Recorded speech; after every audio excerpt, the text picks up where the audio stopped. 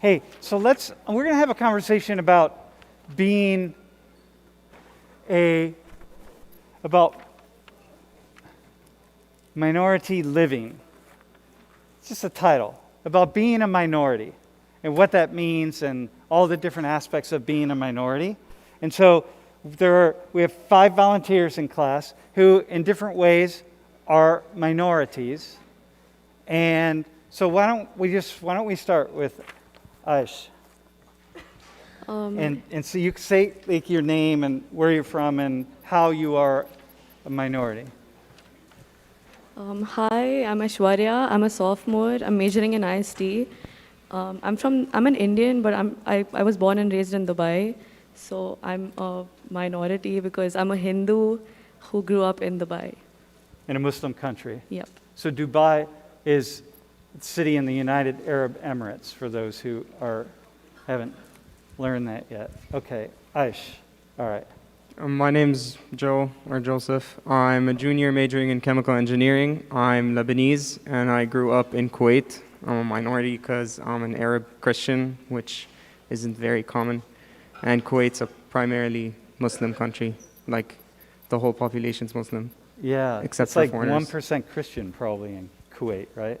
I don't believe there are any Kuwaiti Christians. The Christians mostly are made up of like people who live there. Well, if there's an old Christian population, really old, there's an old Jewish population in Kuwait still. Not very many people, but I was at the Jewish synagogue in Kuwait one time.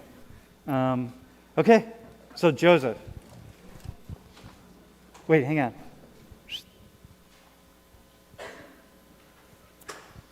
Hi, I'm Marika. I'm a junior majoring in global and international studies and minoring in journalism. I'm from Long Island, New York, and I'm biracial. I'm half Greek, half black. Half Greek, half black. Yes. And you speak Greek? Yes, I speak Greek. Uh-huh. Okay. So there are 2 or 3 people in class who speak Greek, by the way. Okay. Okay. My name is Seven. I just go by Sev. I use they, them pronouns. I'm a sophomore majoring in film production, and I'm a minority for a couple of reasons, but I'm non-binary and I'm black, so. Mm-hmm. Okay. Non-binary, not and black. Yep. Hi, I'm Courtney. I'm from an eastern suburb of Pittsburgh. I'm a sophomore and majoring in middle-level math education. And I grew up, my family struggled financially, and I lived in a wealthier area and a wealthy school district. So you, struggling financially, like working class, Yeah. grew up in an upper middle class neighborhood. Yeah. Uh-huh. Really? There are quite a number of students in class. There are a few people in class anyway who volunteered who are. So let me ask you, and anybody can take this question if you want. When you hear the word minority, how's that fit for you? How's it fit? You know, how comfortable are you with the with that characterization? How much does it characterize you, minority? Anyone can take this. How's it fit? I think that it's I'm honestly fine with it because I feel like in some way, even though I live and I grew up in a Muslim country, I was still able to embrace my culture, my religion in every way possible. Mm-hmm. So I feel like it hasn't really affected me in any way, and I'm okay with it. So yeah. So you are a minority, and you are a minority in a way that you were nonetheless able to be all of who you are. Yeah, Would you but say at that? the same time, I was because I was able to, like I said, embrace every bit of my culture. Yep. In the Yep. Muslim country. Uh-huh. So yeah. Yeah, and there are lots of Indians in Dubai, right? Yeah. I stayed 2 different times. I stayed in the the gold quarters, the Indian quarters. Yeah. It's just I felt like I was in India, Yeah. How about somebody else? How's that fit for you, being a minority? I would say that by definition, I grew up in a way that was different than the people I was surrounded with. But I also think that my financial standing and my family's wealth could be hidden from my outside perspective or from my outward appearance. So I think that it's different than being a minority based on like race, because you can't tell.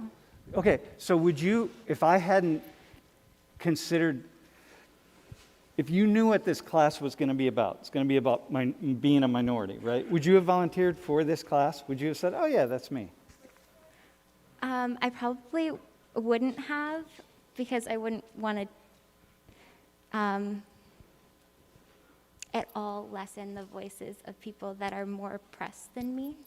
Okay, hang on. So the idea is you're seeing minority through a uniquely, like a race or gender lens. I think that by definition, it definitely applies to my situation, but I think that just like the connotation and what most people think of, or definitely the way that I initially thought of the word. Yep. was Okay. Yep. race No, I or think you're right. ethnicity. No, I think you're the same as most everybody in this room. If they think about minority, they're not thinking about any social class as being part of that, right? It really is. We don't use it that way, and so yeah, I mean you're right. But as a sociologist, I step outside of that and use it that way, right? To say like, well, hang on, let's just broaden this lens of minority and see what it really is. Somebody else, Sev, how about you? How's the word fit for you or not fit for you, or do you ever use it? I only really use it in essays where I feel like it'll give me a leg up, to be honest. Like, that's the reality of the situation. I know that I'm a minority. I don't really have a problem with that. I don't find like solace in being like a minority, because I think a lot of people think of like being a minority as like one big great community, but like I'm not in like all minority communities, and so I wouldn't like say that for myself. Like I do share the same experiences as other Black people, as some other people of color, as other trans people, and like so on and so forth, but I wouldn't say that it's like all-encompassing of a definition for me. Yeah, right. For you, it goes by like, so if you think about what Courtney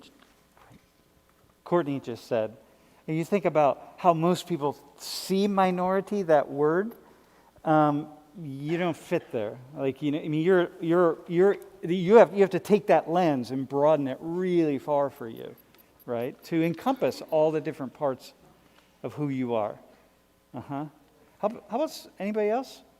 Does it fit? Or because we can, bro, go ahead. I feel like honestly, like it wasn't growing up. It was never anything that I really thought much about. Like I knew I obviously wasn't the majority, but I didn't really realize like what it meant to be a minority, I guess, until I came here. Like I'd never really growing up said I'm a minority. I knew I wasn't the majority, but because like everyone I'm around when I'm back in Lebanon is Christian, and like we all do the same things, and it's just the environment I'm in. I never really. So in Kuwait, is that a? I mean, here we use it all the time. Well, we've gotten kind of. Well, I'm going to get to the use of the actual word, right? Because if you'll notice, this semester, I rarely use the word minority throughout the whole semester. We're using it now for a particular reason, but I rarely use the word, right? But in Kuwait, do they not use a word that's similar to this, or? I wouldn't, honestly, not, like, I can't remember the last time that there was any equivalent word that was used to describe. There's like, you say like foreigners, but it's like expats. Yeah, it's just people right. who live in the country who aren't from the country, but like no one sees that in a condescending manner. Or, like it doesn't have any sort of connotation to it. Yep. Okay. Yeah. Okay. All right. How about? How about you? Does that fit for you? Yeah, so I would probably say that growing up, like, Greek and Black, just, my dad is Black, my mom is Greek. It just kind of made me more aware of my surroundings, I would say, because Long Island is very, very segregated, one of the most segregated places in the nation. And just having that, like, made me very hyper aware of different things that were happening. And then I was made more aware, I think, at Penn State because it just, like, it's definitely more diverse here. I wouldn't say it's diverse, but it's more diverse here than at home because my graduating class was of like over 300 people was 3 Black kids, me being one of them. And so there wasn't very much representation. And I feel like for me personally, there's more representation here, not nearly as much as there should be. But yeah. Uh-huh. So how often does being like your status as, and like representation, but I'm going to continue to use the word minority or minoritized or something. How often does that enter your day-to-day thinking? I would say, like, I don't really know how to, like, answer it. I think sometimes I think, like, because I am, like, lighter skinned that I can be, like, because, like, we were talking about before class, there are, like, a lot of Greek people that have, like, features similar to mine, and I often get mistaken for being Dominican or Puerto Rican. So it makes me, like, question, like, I don't know, like, my Blackness, I guess, sometimes, like, what validates it and stuff like that. So that's what I go through thinking. But I would say that, like, a majority of my friends here, like, are Black, so I definitely see, like, the Black struggle more through them as well. Okay. Yep. Yeah, and being biracial or multiracial, right? Because if we did a DNA test on you, we're going to find you find that you're quite multiracial, right? Like I wouldn't use bi, I would use multi for you. And being that in itself is such a unique category of something. Like Sev, you started to get at this, right? I was asking about, I just asked the question, how often does it enter your thinking? And you started to say something about, yeah, well, so for a lot of people, it's like it encompasses a lot or something. So I'm just going to ask you that question. How often does this enter your thinking, like day to day? Because people, and I'm going to tell you why I'm asking this question. There are a lot of people who don't see themselves as minoritized in any way, right? Let's say like you, Courtney, right? Who have this idea that people who have some kind of minority status are thinking about this all the time, like every day, every moment, right? Because you hear this. You certainly hear the criticism, the conversations of people who are kind of critical of multicultural efforts and so on. It's just like, oh, stop thinking about it. You're always thinking about, always talking about, et cetera. So let me ask you, so how often is this part of your consciousness, day to day, moment to moment? I don't know. It's not really something that I think about at all. Like, I'm aware that I'm a minority, but it's not really something that's on my mind unless it's like a relevant topic in like a classroom or something or other like that. So unless it's like it comes out, but otherwise you're not like walking down the street thinking about it. Yeah. Aish, how about you? Yeah, I agree. I honestly, like, I never think about the fact that I'm a minority. Like she said, like, I'm aware of the fact that I am a minority, but it just never, like, comes, like, I don't know, I just never think about it. So I want to go with kind of what Joe said, right? Yeah. So do you think, but the degree to which you do think about it, right? Because I'm gonna say, you said I never think about it, but clearly you do sometimes, right? I mean, once in a while. I mean, Oh, hang on. Let me just ask you. Do you think I'm gonna tell her what she thinks because that's my job, right? Let me tell you how you really think about life. Okay, sure. Do you never think about it more often or less often here than back in Dubai? Okay, yeah. So I'd say I think about it a lot more over here. Here? Yeah. What's behind that? Can you say? Honestly, I don't know. I just feel like, I think like one of the main reasons why I think about it a lot more over here is because, like we said like earlier in Dubai, there's just so many Indians. Yeah. And I've like grown up with like only Indians. I went to like an all-Indian school. So I feel like I've never really felt like, like a minority in Dubai. Yeah. But over here, it's like a lot more like diverse and Yeah. It'd be interesting think- if you had moved here to the U.S. from Dubai to like Edison, New Jersey, right? Which is like little India in the U.S. I have a friend who lives in Edison, and she always tells me that it's basically like a mini India. Yeah, So, yeah. You can. Right. So I wonder if you did that, if you would be like, hey, back in Dubai, or I'm in Mumbai, or hey, so what's the difference? Let me ask you a question. This is probably not going to be the two of you, but the three of you, maybe. And we could start with you, Courtney. What's the difference between being a minority or being minoritized? Do you have any sense of that? Have you heard that word, minoritized? I haven't really heard it in a different sense than the word minority. Uh-huh. I wouldn't expect that you've really heard this very much. How about the two of you? Do you hear minoritized? Because it's like it started to really emerge about 5 years ago. People were talking about it because minority started to have a negative connotation to it. So people's like minority was almost like disparaging, oh, those minorities, right? So it's like minoritized is like empowering in some way. Do you all hear that word? The two of you? I don't really hear it that often, but when I first heard minoritized, I thought of like being put into a box sort of like being a minority. So I didn't like hear of it and think of it as like uplifting. Uh-huh. Would you personally. expect them to to know that word? Possibly, I don't know. It's like a word that I've seen in articles, one, like not many times. Yeah. But yeah, I don't really think of it as uplifting either. I think of it kind of like you do, kind of as like being tokenized, something like that. Like a minority is like tokenized. Yeah. Yeah. That's where minoritized kind of came out as a way to get around that. Okay, so here's another question. We're going to go in a very different direction, by the way. So I wrote this one down because I want to be really clear about it. So how is being a minority different than being unique or a member of a group who stands out somehow? Okay? How is being a minority different than being being someone who's just really unique, right? And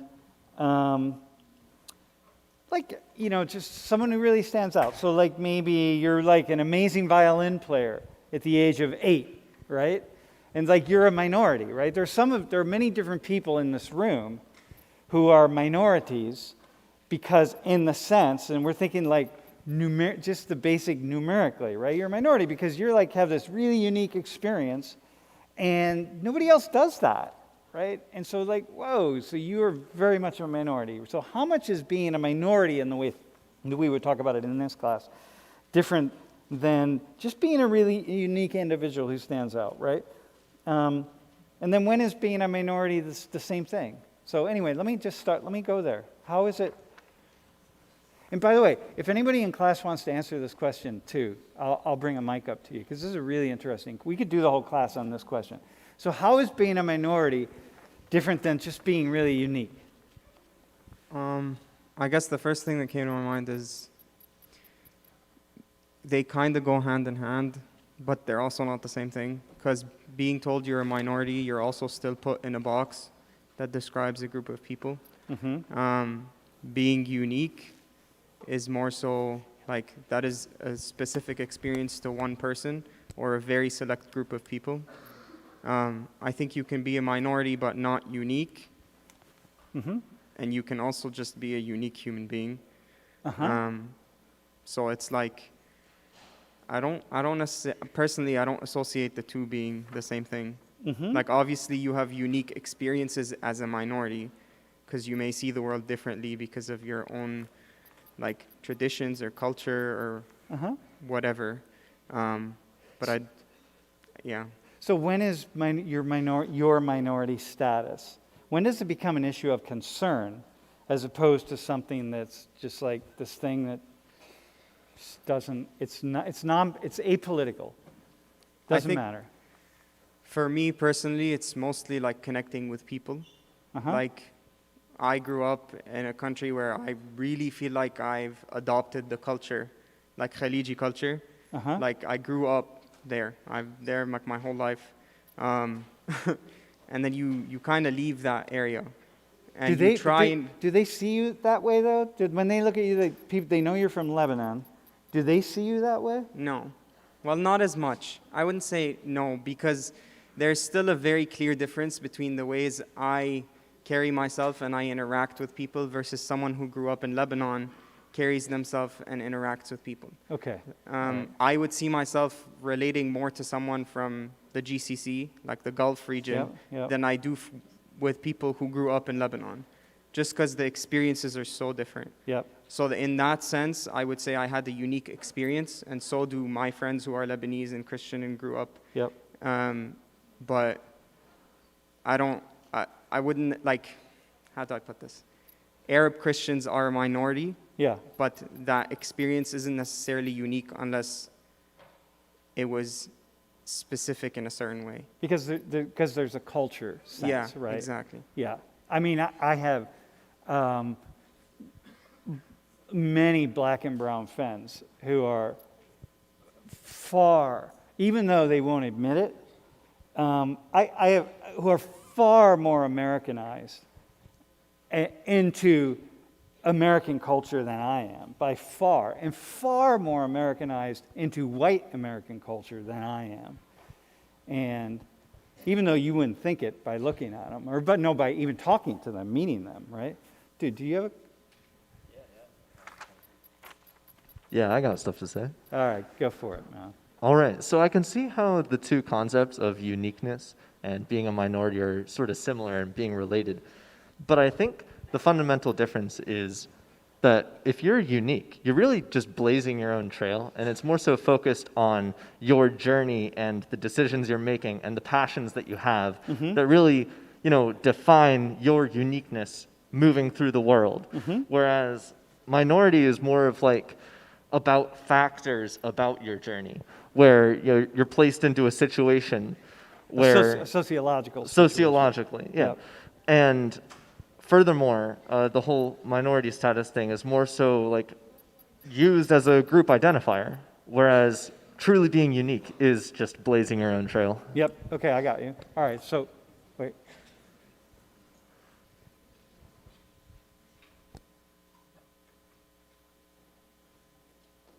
So what you're saying is that when you think about the word minority, and you think about when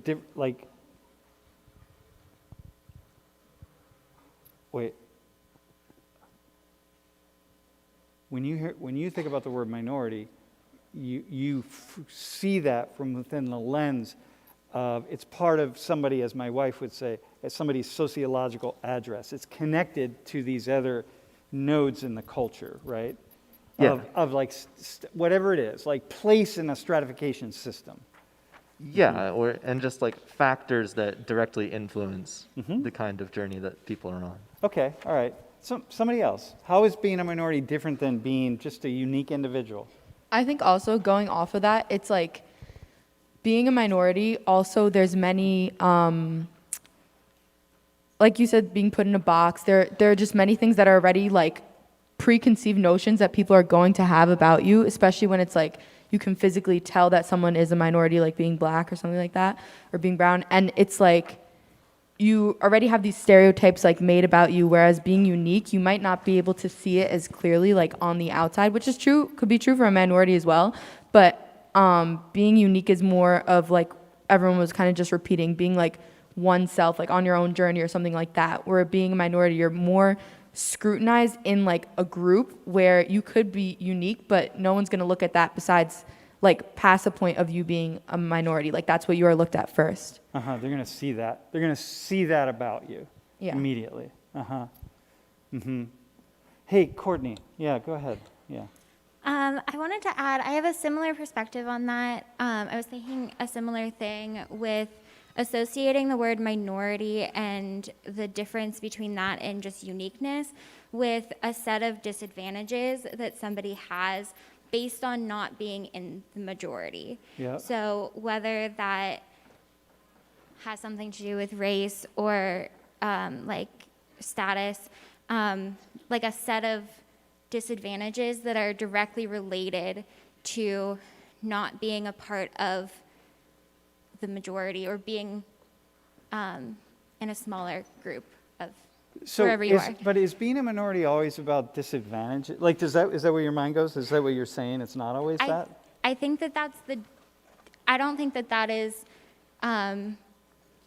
the only thing associated with being a minority. I think that for me is what distinguishes it from being just about uniqueness.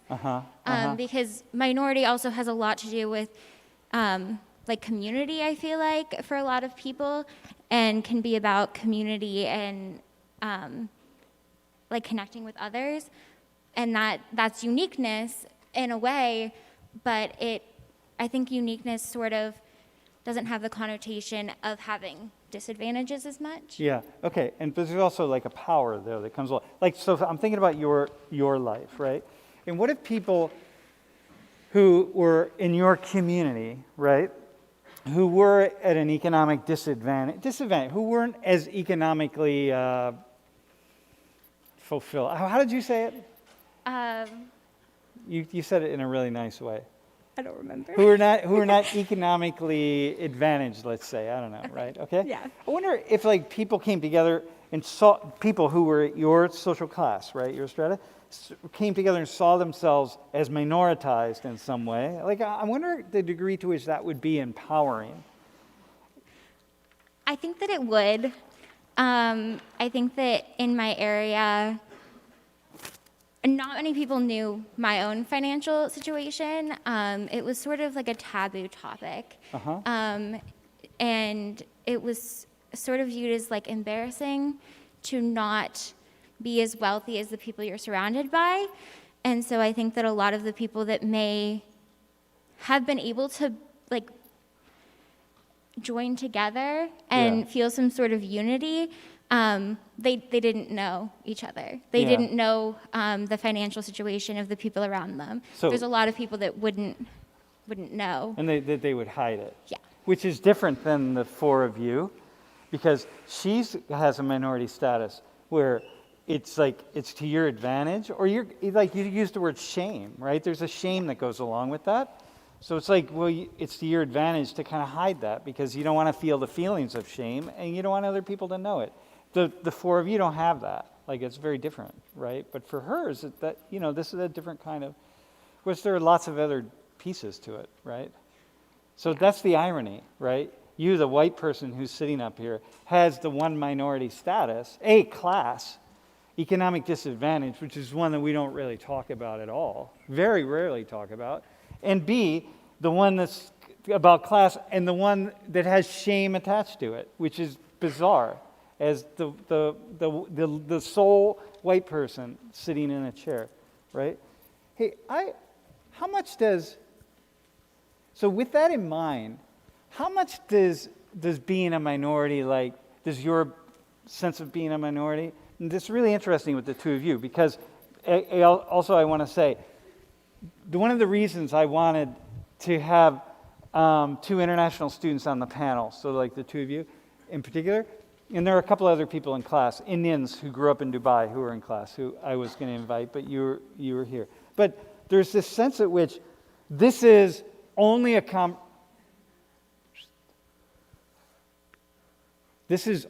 conversation that we have here in the United States, right?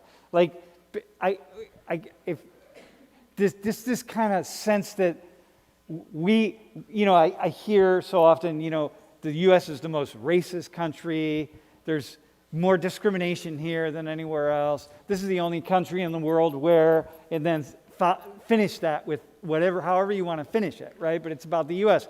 But that's from people who don't go outside the U.S. and they don't have any idea, right? And they don't have a sense of like, wait, hang on a minute. This minority-majority issue is just as natural as breathing oxygen. I mean, it's just what it is, right? There are people who, for whatever reason, become like the most dominant group. Like in here, are any of you left-handed, by the way? It's like, who's left-handed? Like, so hang on, let me. So you're left-handed. Wait, you're not sitting here. Well, if if you had to take notes in this class, you'd be sitting there, right? Yeah. Do you know where all the left-handed seats are in all the classes that you Yeah. attend? Is that one of the first things that you look for when you go into a classroom? No. It's not. Do you see yourself as a minority, as a left-handed person? Yeah, because like my mom and my siblings, they're right-handed. So Uh-huh. So how does Just me. that play out for you? I don't know. Well, I mean, how do you see, like, what are there ways in which, do you have specific memories where being left-handed is something that you really have to think about, address, whatever? No. You don't have to, by the way. No, not really. Uh-huh. Bro, do you? Hang on. This guy's going to speak on.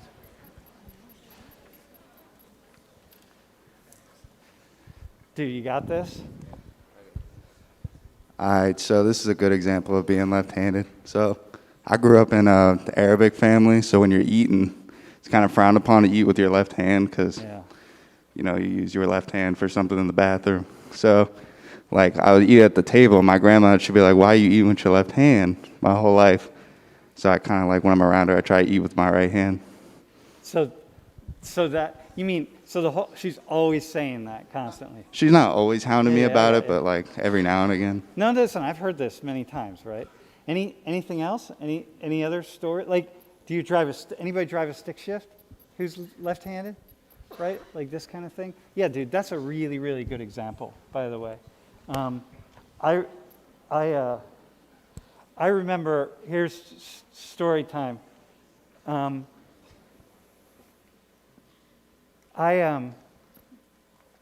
One time I was taking some medicines down to a community in Nicaragua many years ago. In Nicaragua, baseball is everything. So these were refugees. They were Guatemalan refugees. These is to the left-handed people. I still think about this to this day. I feel so ashamed about it. There's that word, shame. So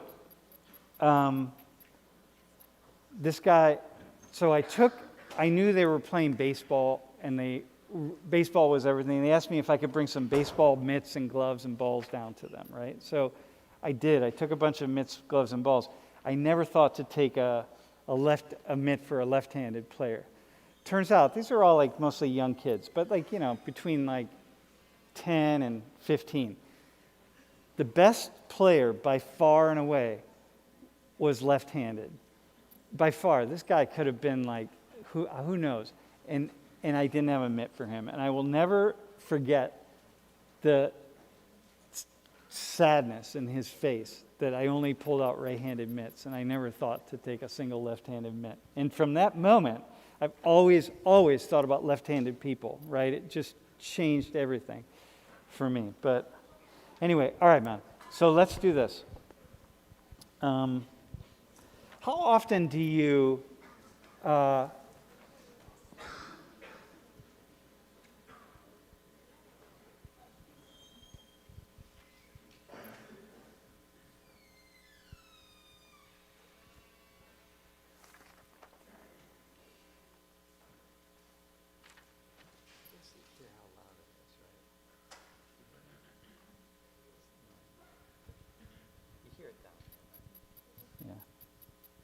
Don't take it personally.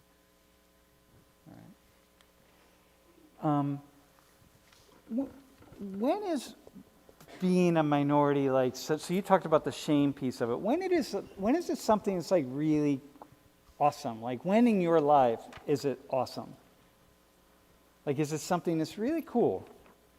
And like the hidden benefits of it, that you feel that it lifts you up, because the way we talk about it, I'm going to just go a little further. The way we talk about it, it's always connected with the negative. You use the word oppression. I don't want to step on. I don't want to use minority for me, because there are people who experience oppression as a minority, right? And so people here in the U.S., especially in the left, especially in the woke left, like that's the thing that we take a step into. Like it's seen in that way. But when is it actually not that at all? It's like, hey, this is cool. I think part of growing up in an area where not everyone is like you naturally cling to people who are like part of the same minority that you're a part of. And I think it builds a sense of pride in who you are, and it's something you carry with you wherever you go. It's like kind of similar to when like I think 2 classes ago when we talked about like how important it is for like us as Arabs to carry like our morals and respect and all of these things around with us. It's the same thing. It's like your identity, and it's what makes you proud to be who you are.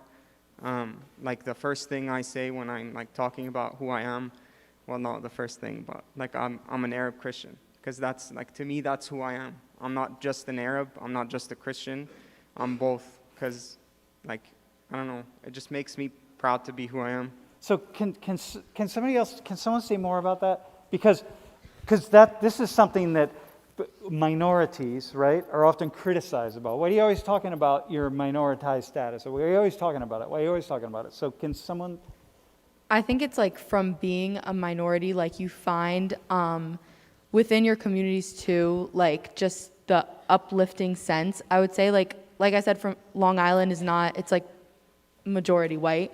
And so I always kind of saw like the negative effects, I guess, like of being a minority and like racism and like, I'm obviously racism is negative, but like being a minority and then coming to Penn State, even though like the black students, there are not a lot of black students at Penn State, like the black community at Penn State is like popping. Like the black community at Penn State is coming together, like supporting each other, always like showing out for each other. And I think that really like showed me and allowed me to embrace my black side and like see how beautiful like being black is, and like just uplift the community and just other black people that you see, because like you kind of like have an understanding that other people don't have. So and you have some kind of understanding from your black side that from the black community that you don't get from the white community? Like what? Walk me through that for you, because you're bi, right? So Yeah. You're split. But walk through that a little more. Like help us understand what that is. Just like being biracial more, you think? Yeah, like why? Like you're saying like, I mean like you could get that from the white. You could get that from any community, right? So why the black community for you? Like why is that important for you? Well, I'm like prideful in like being Greek as well too, but I feel like in the black community, like it's different because it's like a sense of just how we're talking about like the definitions of being a minority. Like you come from that, from like the societal norms and like pressures and all that's like put on you, and you're using that to like uplift. Like being prideful and being Greek like comes from something different, and just within my culture and being around it. But being black, it comes from like a different place. I got you. Right, so nobody would know. This is actually a really important key distinction, right? So for you, the Greek pride really comes from your very small Greek community. It comes from within. Because nobody, here in the U.S., we don't think about Greeks at all. Like, whatever, Greeks, like, maybe in like, a few areas, right down south of, or north of Tampa, Florida or something, right? I mean, there's a Greek community there, but, whatever. But whereas the black experience is something that's really out-connected to all these nodes. Yeah. Right. Dev, how about you? What would you say about this? Like, like the degree to which this kind of goes with how often you think about it, but it's not that question. It really is like, what's that part of being a minority that's really uplifting for you? Did you call me Dev? Dev. My name is Sev. Oh, Sev. Oh my God. All right. Yeah. I'm sorry, Sev. Yeah. So, my family's Muslim, and I don't consider myself like a very super religious person, or definitely not as religious as my parents and the rest of my family is. But, like your question makes me think of Eid and how beautiful like it is to see like the entire Muslim community in Philadelphia really like coming together. Even like during COVID, like they would do all the prayers and things like that virtually, and they would still make sure to come through like every single time. just, getting together and celebrating with like so much food and like dressing up and stuff like that. It's definitely a beautiful celebration. And how, so walk us through though, walk people through this idea that, I know what I'm getting at here, but it's not that being a minority is something to be ashamed of, but being a minority is something that people who are minorities somehow feel bad about, or feel like they're always like fighting against, or always like, you know what I mean? Like what you said, what the two of you just said, is there's nothing negative about it at all. It's like it's quite uplifting, right? But when we're talking about it, we're always talking about inequality and justice and, segregation and so on and so forth, right? We're never talking about the positive stuff. So I think I just want to continue to explore what are some other pieces of the positive stuff, positive pieces of? I think that being a minority just comes with like different cultures that people in the majority, or just like not a part of that specific minority group, won't exactly like understand or don't get to partake in. Like I think like being Black is beautiful. Like there's so much culture that we have created in America. And it's not something that really can be denied because you see it everywhere. And the same really goes for like any minority culture. There's just like so much that goes in that you can't really completely celebrate or appreciate if you don't come from that or you're not like a part of it yourself. Okay, so let me ask Courtney, let me ask you, what part of your culture are you really prideful about, do you feel really good about? I think for me, just growing up the way that I have, and like maybe not having as much as the people I'm surrounded with, has caused me to be very grateful for what I have. And also I've met like a lot of very kind people that have helped me and my family along the way. And I think those are things that have shaped sort of my values and beliefs that I would, that I'm grateful that I have experienced. I think it's definitely a different experience than like the rest of what you're talking about. Okay, so here, listen. So white people often feel like if I ask someone who's white about, give me something about their background, they'll often say, and then Aish, we're going to come to you. They'll often say like, "Hey, I'm just white," right? So what are the pieces of your culture, like who you are, right? You're white, so you can't like really be, well, I'm proud of being white, because Seth said, well, there's like, you can't really, there's the black in beauty and black is beautiful. Well, you can't say white is beautiful, right? Like what, well, you could, there's nothing wrong with it, but you can't. I mean, you could say like whatever ethnicity. No, go ahead. Yeah. What your ethnicity, right? Like you said, being Greek is awesome, right? Do you know what your ethnicity is? I know that one side of my family came from Ireland, but there's a mixture, and like the other side of my family came from like Czechoslovakia, like the Czech Republic now, but we don't really hold on to many of those. You don't hold on to that, so right. You can't. So many people. This is the thing. Like so many, you come here to the U.S., and in a place like the U.S., sometimes people really hold on to their culture, right? And it becomes something really important. And other times people just give it away.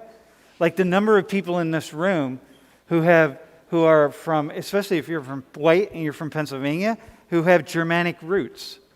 But how many people with German roots actually celebrate your German culture?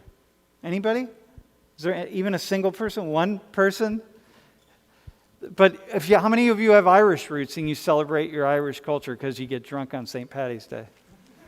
Like we have a whole holiday here at Penn State for Irish students. You know what I mean? Everybody goes out and gets drunk on St. Paddy's Day. But we don't have that if you don't have it. So it's like one of these things. It's like, what are you going to be proud of? Right? It's like it kind of gets washed away in some way. Aish, how about you? Like how is it in Dubai?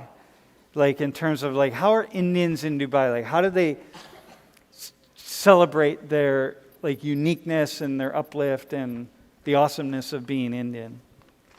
I think like Indians in Dubai, so I feel like the fact that we are like minorities in a Muslim country forces us to embrace and like love our culture even more, because we tend to like celebrate like Indian festivals and like eat Indian food or like speak like the Indian language, our language.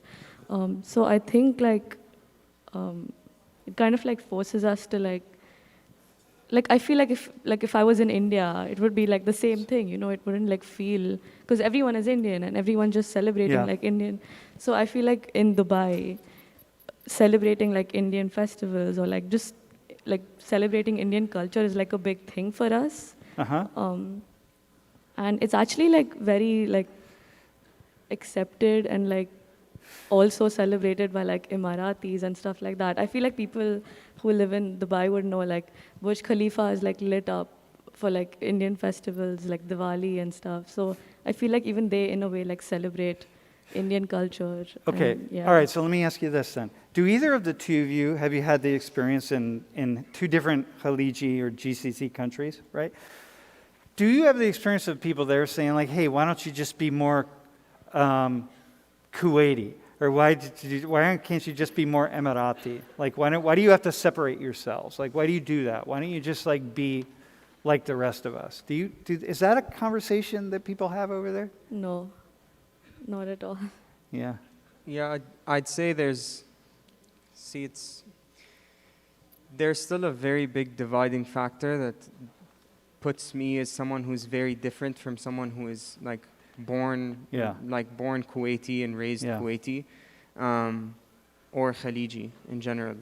Mainly just because like there are differences in like values, obviously, because there are differences in like culture and tradition. If I were to speak Khaliji Arabic with someone who is Kuwaiti, they wouldn't look at me really weird, because most kids who do grow up in Kuwait end up picking up the language, and it's what we speak when we're around there, because it's what most people understand. Like I can say stuff in Lebanese sometimes, and they'll look at me and be like, what are you saying? Yeah. So let me ask you this, right? Yep, that's a good point. What do the two of you make of the fact that here, so if we think about Sev and we think about Marika, the two of them, if they're seen as separating themselves somehow, there'll be a lot of people who will say, why do you have to separate yourself? We're all Americans. Just like, why do you keep doing that? Why do you keep holding up your group? Or why do you keep, like black students at Penn State, why do you all have to like, just like go do your own thing? We're all Penn Staters here. Like, come on, man. Why is it like, why do you all separate yourselves, right? Like, what's the problem? Like, stop doing that. We'll stop talking about race, and we'll all just be here, and we'll get over this stuff, right? So, what do you make of that here in the United States? Because that's a very common way of seeing the issue of being a minority in the U.S. I think the reason why it's such a prominent conversation here is because the U.S. is built on the fact that it's built upon immigration. Everyone has immigrated here at some point in history if they say they're American. Unless you're, in some way you have, unless you're indigenous American. And even then you came onto somebody came here. But, and the reason why that's prominent here is because you just have so many different groups of people. Like, you obviously have a diverse group of, like a diverse population no matter where you are in the world, but in the US, if I were American, let's say I was born here, I have some cousins who were born here, but they were raised in Lebanon. They can't come and say that they're just as American as everyone else here is, because those experiences are different, the way they grew up is different, the food they ate is different, the way they speak is different. So let me ask the two of you really fast, and then I want to come down here.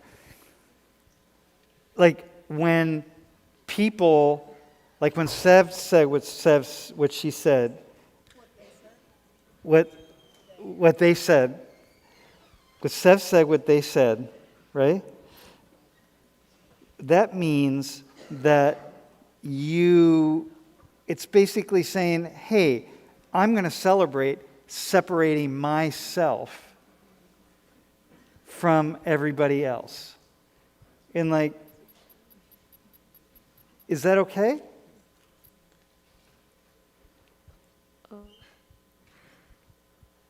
Probably not, but at the same time, yes, too. I mean, It sounds like what Indians are doing in Dubai. yeah, but we also kind of like celebrate like Arab culture in a way too. Yeah. Well, but both Sev and Marika are celebrating U.S. culture too, right? Yeah. I don't know.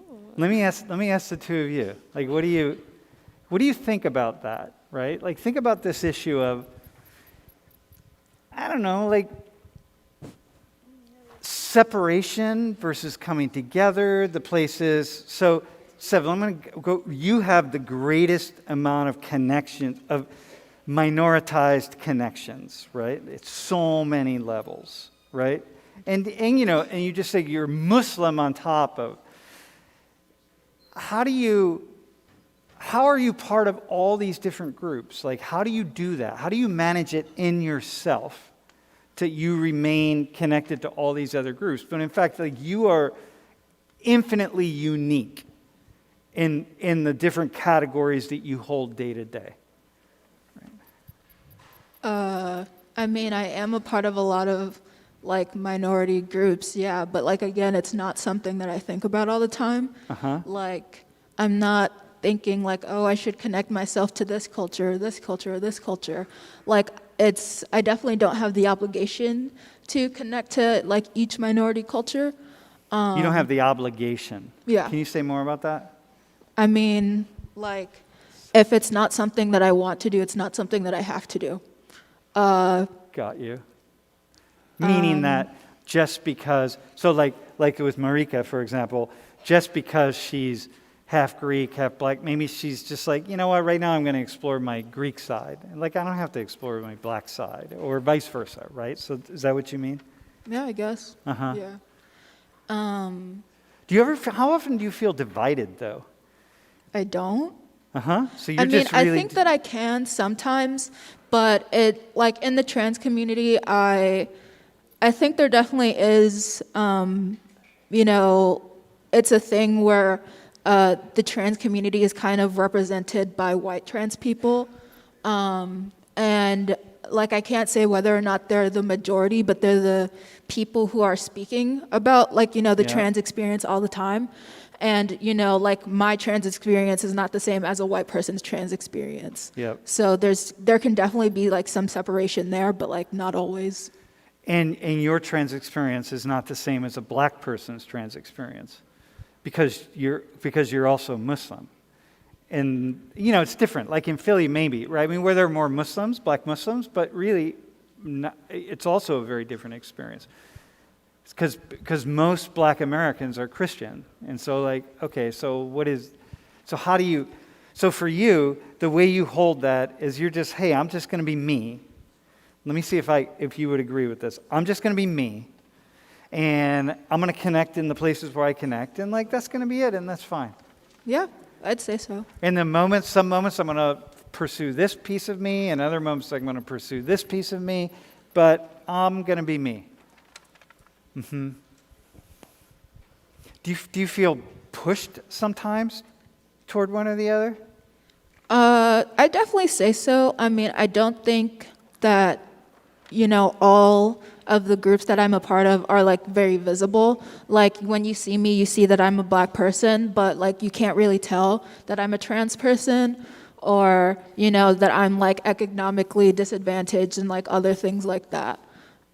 So I do think there is like a push. Like I definitely experience, what it feels like to be black more than like the oppression of some other things, I guess. But yeah. And do you So that word oppression just like rolled off your tongue. Can you say something about that? Like, what is that for you? And then, Marika, I want to go to you. Like, what it rolled off your tongue just really easily. What do you mean by oppression?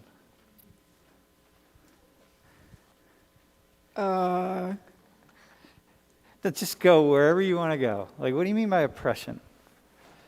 I also forgot what I said just now. So like, there would be certain pieces of let me go back to it. Okay, well, let me ask you this, right? I want to go back to what Courtney said earlier. When people link, this is the woke community now. When I hear the woke community, I'm not calling you part of the woke community. You said it. It was good. It's all good.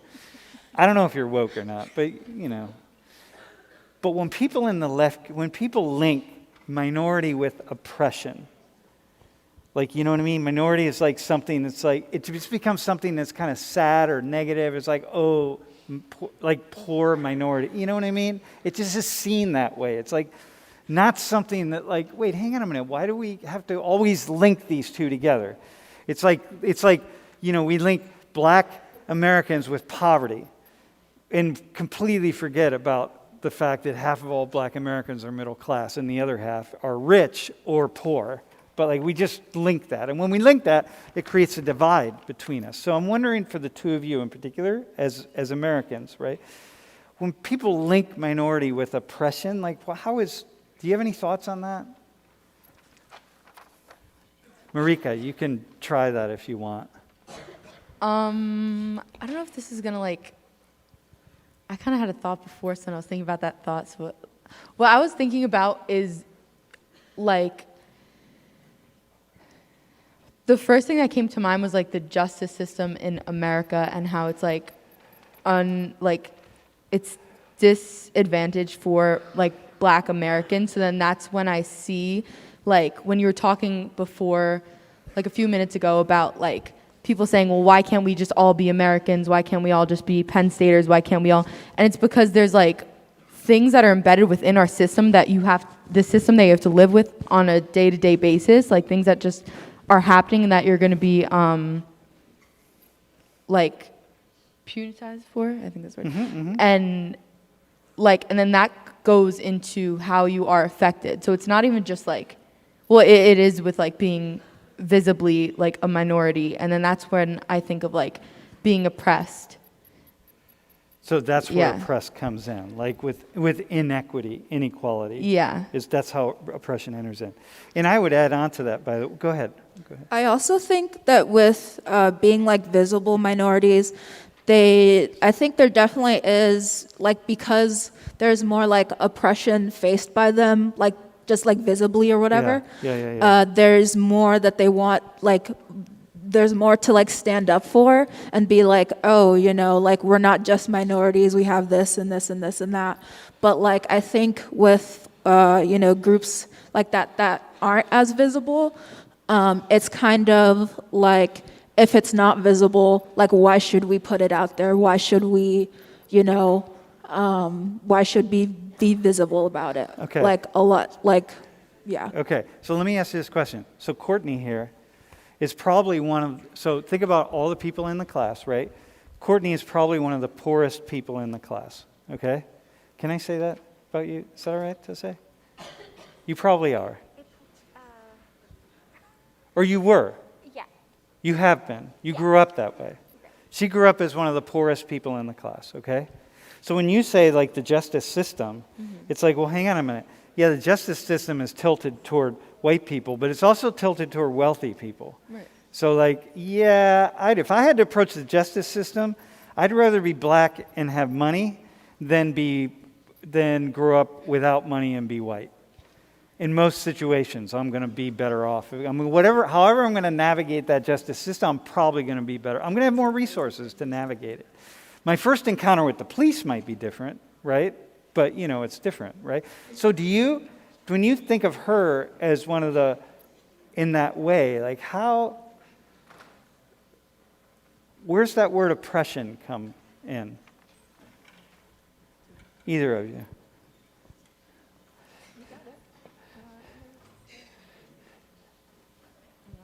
It's a non-answerable question in a way, right? But listen, given what they just said, well, how would you, do you look at her and think like, yes, she could be oppressed? I mean, poor people are oppressed. Yeah. Yeah. Women, right? I mean, it goes. Do you have a thought on that? Were you going to? Me. Okay. Can I speak? I will say that I think the oppression based on finances in the criminal justice system seems to be more prevalent for individuals. I think that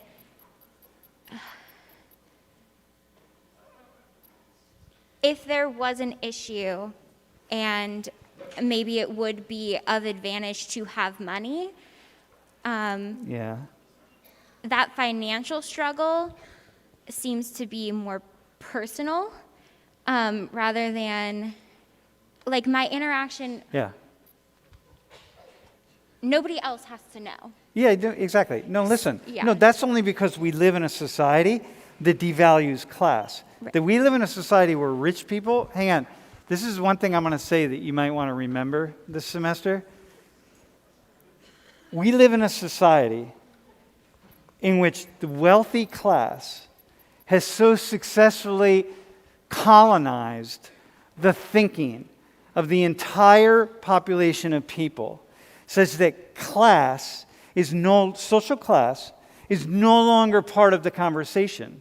And then what we can do is we can focus on things like race, and now we can bring gender into it in a way where like we think we're talking about what the essential issues are, and there are issues that are here, but class is the fundamental thing that keeps the elites in power and keeps everybody else divided, and we don't talk about it, and they have successfully done that so that we don't even have that conversation. So people see class as an individual problem, when in fact it's a large group problem.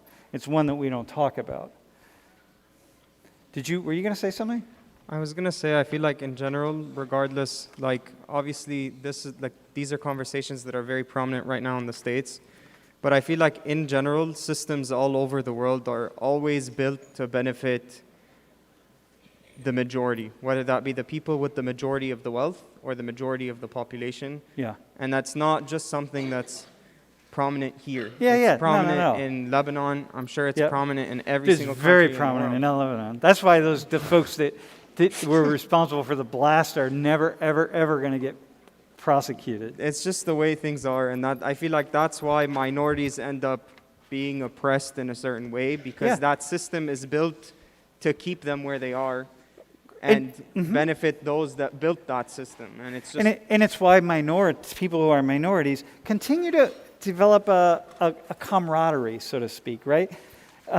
Marika, I want you to say something to people who don't understand. Okay. Why is being a minority cool? Like, I want to go back to this. Like, what's really cool about it? Wait, I What wanted if- to say something else. All Can I right, say go something ahead. else? Okay, so before when you were saying that you would rather be rich and black than like white and poor, If right? I had to navigate the criminal justice system, except my first encounter. I guess when you're saying the criminal justice system, but it like goes so beyond that too, because like racism is so ingrained in like American society that like even just by like being black, you're going to be like someone is more inclined to like go against you and have like a preconceived notion. And the first thing that came to mind also when I was thinking that is like there are just things that you sometimes know being like a minority or like being, for me personally, I'm thinking like for myself, so like for being black that you have to know that other people aren't going to know. So when you said before too, like when you're talking about why can't we all just be American, why can't we all just be Penn Staters, and I thought back to like something that not a lot of people know that happened at this university in 2001, the village protest, and how like the president of the Black Caucus was sent death threats and just all these racial epithets because she was black, and all these students were sent things because they were black. So that's when like being black and being visibly a minority like comes into play, and the justice system like goes towards it. That's why it's like unfairly Yeah. advantaged, but there's yeah. just so much more with it too. No, I got that. I got that. Yeah, so that's what I want to say Yeah. with that. But what Wait, was the hang on. question again? You got the final word. By the way, that was Lakeisha. She was a TA for my Lakeisha, class. really? Yes. So Interesting. everybody who took over the hub was a TA for my class, which is Wow. partly, it's just amazing that I still have a job. Okay. Snaps Uh, social 19. Huh? I said snaps Final to thing. social 19 TAs. Yeah, no, here. Final thing. Okay. What's the coolest thing about being a minority? Anybody? Anyone want to say it? Ice, do you have something? Anyone want to say it? Coolest thing. Final word. I'd honestly just say the pride of just being who you are, regardless of whether you're a minority or not. You're just proud to be who you are, and you carry that with yourself. Dude, awesome, man. Yeah. Hey, thanks, everybody. Awesome, man.